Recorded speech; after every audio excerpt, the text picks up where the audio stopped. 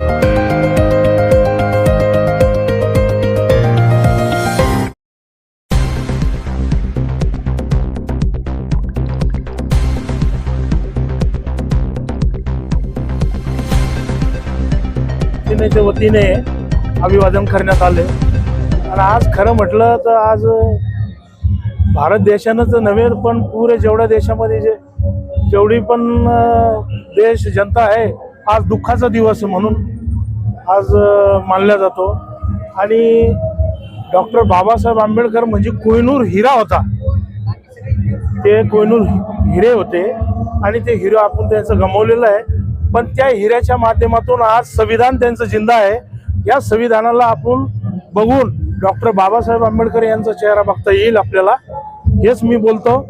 जय भीम, जय महाराष्ट्र। आज डॉक्टर बाबासाहेब आंबेडकरांचा महापरिनिर्वाण दिन आहे। बाबासाहेबांचा भारतावर एवढे उपकार आहे की कधीही न विसरू शकणारे त्यांनी जे भारतासाठी संविधान केलंय ते अजरामर आहे। आणि बाळासाहेबांची एक देण या आपल्या सर्व संपूर्ण भारतीय नागरिकांना लाभलेली आहे। बाबासाहेबांनी जे काम केलेलं आहे ते अद्भुत आहे।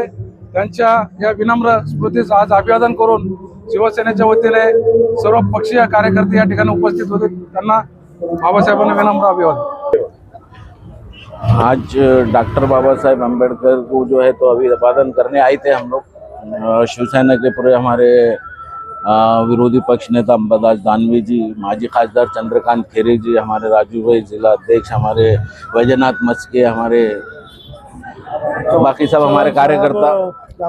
आज देश के हालात पे बोलूंगा साहब मैं, क्योंकि डॉक्टर बाबा साहेब अम्बेडकर ने जो हमारे को संविधान देकर के गए हुए हैं उसका कहीं ना कहीं जो है तो मिसयूज गलत हो रहा है। पूरे भारत देश के अंदर आज जो है तो हाहाकार मचे हुआ है। जो राजकारणी लोग हैं जो अभी अपने महाराष्ट्र में जो अभी इलेक्शन हुए हुए उसके हालात आपने देखे हैं, पैसों की वजह से बौछार हुई हुई है। और ईवीएम मशीना जो है तो जो रिजल्ट हमारा 2 दिसंबर को मतलब एक दिन आड़ होने वाला था काउंटिंग के बाद, तो उसके बाद में उन्होंने जो है तो उसको बाजू में रख दिया और जो है तो 21 दिसंबर जो है तो तारीख दे दी है। तो उसमें जो है तो कहीं ना कहीं आरोप लग रहे कि ईवीएम मशीन की जो है तो सिला फोड़े गई। तो मुझे ऐसा लगता है कि ये जो है तो आज जो पार्टियां जो अपना जो है तो हुकुमशाही चला रहे हैं, ये लोकशाही जो है तो खत्म होते जा रहा है। डॉक्टर बाबा साहेब अम्बेडकर का जो संविधान हमको देकर गए वो जो हथियार है, तो मेरे दलित भाई, मेरे मुस्लिम भाई, मेरे सभी सिख ईसाई सभी समाज से मेरी गुजारिश है कि वो संविधान को जिंदा रखना पड़ेगा और हमको सबको एकजुट